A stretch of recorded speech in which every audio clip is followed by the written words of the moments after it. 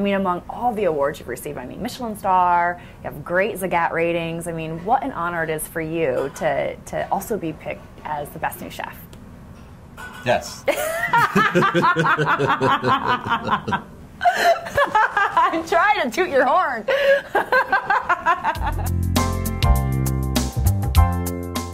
Hey guys, Jamie Otis here, the Chef's Connection. I'm sitting here at Aldea with Chef George Mendes, the executive chef and the owner here. Thank you so much for having us. Thank you for having me. Thank you for having us. No, we're so excited to be here. I mean, you were nominated and picked the Best New Chef 2011 by Food & Wine magazine. What an honor. Yeah, it's pretty cool. That's awesome. Yeah. I mean, among all the awards you've received, I mean, Michelin star, you have great Zagat ratings. I mean, what an honor it is for you to also be picked as the best new chef. So, October 1st, what does that date mean to you? October 1st, let's think. Of what year? October 1st, every year since 2011. Oh. What is October 1st like? Every single year. October 1st of every year is the Michelin Guide comes out, and it's definitely nerve-wracking. It's nerve-wracking because I trained in Europe through the 90s. It's the Michelin Guide. I'm kind of fumbling words right now, but the Michelin Guide is very prestigious, and it kind of judges a chef and the restaurant he's working in for everything that he's doing on the plate, especially what's on the plate. But it's kind of a stamp. To get recognized in the Michelin Guide is huge. You know, it's big in the Europe, but it's even for chefs that have trained in Europe in 3-star Michelin restaurants and Paris, much stuff like like yourself. that. Right, stuff like that. It's, you know, when Michelin comes to New York and you get judged on that level by an anonymous inspector who never know when they're in the restaurant, it's huge. Yeah. So October rolls around and I am pacing back and forth. Yeah. I am pacing back and forth, the phone rings, and you don't know if it's going to be in the morning. You know, one year it was at 9 a.m. on my cell phone. On your cell phone? Yeah, one year was 9 a.m. on my cell phone. The other couple of years has been at the restaurant, middle of the day. You've worked for 2 different restaurants, 3 Michelin stars. I mean, that is so huge because, I mean, what is there? Just a handful of 3 Michelin star restaurants here in New York, and you've worked at 2 of them over in Europe. What is the atmosphere like there? You know, the first time I was in Europe working in Paris was 1997 at Arpège in Alain Passard's restaurant, and it was intense. You know, it was coming from New York City where you're doing 200 covers a night, and then you go to Paris and, you know, you start at 9 o'clock in the morning and you take a break at 5 to 7, then you work 7 to 1 in the morning, and wow. You're working in an environment where you're doing only 40 diners per service, so it's a little bit more compact. But you know, it was the regimen and the discipline and the organization of it all for me. When I was 21 years old at the time, it was very intense, and it was also an epiphany because I was just like, when I was in Paris was when I realized that this is what I want to do for the rest of my life. Really? So you had already trained? I was in the middle of training, but you know, I was going through a school of hard knocks, and there was a lot of sacrifices going on, and you know, leaving the family behind, friends and girlfriends, and just moving to New York alone, and now being submersed in this chef-cook world of 14-hour days, 4 hours of sleep, coffee, and that's it. And pretty much. How about the kitchen? But I enjoyed it immensely. Good, yeah. What's the kitchen like, let's say, from the late 90s to now? It was a very, like, whipping, you know, wasn't it? Like a very aggressive kind of kitchen, like yelling and screaming and pranks and, you know, the whole 9 yards, and now it's more of like, I mean, was your kitchen more like, please dish that plate and whatever? You know, I don't think the kitchen has changed drastically in the past decade to 20 years, I can actually say at this point. It's still, I think the kitchen right now has been painted being a glamorous place, and the chef world being a glamorous, and chefs are rock stars. I think that's a bunch of bullshit. I think you don't think you're a rock star? I mean, we think you're a rock star. You don't think you're a rock star? I don't, no. Rock stars are rock stars. I think that we are in a career and a craft that, you know, it's backbreaking. You know, there's a lot of, you know, if you were to spend the morning or were to show you what an actual service is tonight, for example, or a Saturday night rush from, you know, 7:30 to 10:30 to feel what that's like, you're not going to, I guarantee you're not going to use the word glamorous. Right. So that's forgotten. So that picture has been painted. It's not very rewarding, but it's backbreaking work. Yeah, absolutely. Yeah. So what is that like then? 7:30 to 10:30, the rush. It's it's a fight. I like to describe it, and some of my chef colleague has mentioned that being in a service is like getting into a fight. It's like you're constantly throwing punches and you're getting punched and you're throwing back and you're trying to catch up. You're getting knocked down and you start coming up a little and you're getting knocked down again. Yeah, we use terminology like that. We use terminology of being in the weeds, where it's like you don't even know what's left from right, and the machine is spitting out tickets, and you're trying to catch up, and you're cooking, and you're trying to quality control and coaching and motivating the rest of your staff, and it's a race against the clock. It's a fight. It's like being in a boxing ring. I would definitely describe it as that. And then but you always come up winning, right?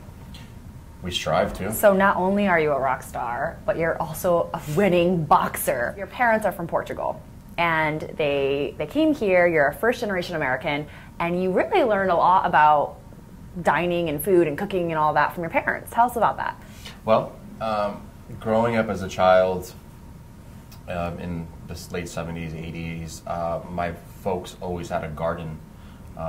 Even if it was just a strip of dirt along the driveway, where there was tomatoes, there was cabbage growing, there was collard greens growing, parsley, throughout my childhood years into my teenage years. And I think my mom and my dad would cook for my sister and I at least 6 days a week. It was a home cooked meal. So I grew up eating things that were being grown right outside. Your parents knew about organic before organic was cool. They brought in the organic. There was some fertilizer going into the dirt. But I grew up. I knew what it was. I knew what it was like to pick a tomato off the vine. I knew what it was like going out to the garden and yanking parsley out of the ground in that fresh Italian parsley. It left an impact on me. I didn't know I was going to be a chef until I was 17, 18, or expressed interest in doing it. Because I was thinking about being an architect for many years, a couple of years in my junior and senior year of high school. Anyways, I grew up 2 home-cooked meals, and the holidays were always a feast. Thanksgiving Day, Christmas Eve, Christmas Day are very strong holidays in the Portuguese household. So it consisted of salt cod boiling away with potatoes, and at midnight on Christmas Eve we'd have caldo verde, which is the collard green and potato soup with chorizo. There were various rice dishes. I feel like I've said this 85 times, but it's been. I think I read this. Yeah, I grew up with various rice preparations, and I grew up with my mom slaughtering rabbits with my aunt. Whoa. I grew up with. So wait, let's go to that. Pigs. Your mom slaughtered the rabbits herself? Yeah, when I was plucked out slaughtered rabbits and prepared them. Yep. Wow. From live rabbits coming into the house. I am going to have a wild guess right now. You're going to live to be a ripe old age because your mom slaughtered organic healthy meats. You're picking the parsley out of the ground. I mean, you're seriously fortunate for that because most kids, grow up on canned vegetables and fruits, and that was at least that was kind of how it was for me. A lot of children, it's that was just the age in the 80s. Everyone had canned everything. At least that's what I think. Yeah. So you're fortunate. That's awesome. Yeah. That's really, really cool. How about any fun things that you do in your spare time? Fun things that I do in my spare time. I've fallen in love, or I've gotten bitten by the whole fly fishing sport, craft. I fell in love with it when I was in Aspen, Colorado, through Food and Wine magazine, actually. And, really? There's something about being in a river surrounded by beautiful nature, and the peacefulness of that. Then on top of it, adding proper technique and craft of fishing. It's not just like you're tying a piece of bait on a hook and dropping into the water. Right. There's a whole process of the fly rod and how you cast and how what kind of flies, what's the trout feeding on, what are the conditions, right? The river, the water. Of the river. I mean, there's a lot of things to take into consideration, and I fell in love with that. So that's a lot of what I do in my spare time. Want to know a secret? I went fly fishing once. You did? Yeah. All right.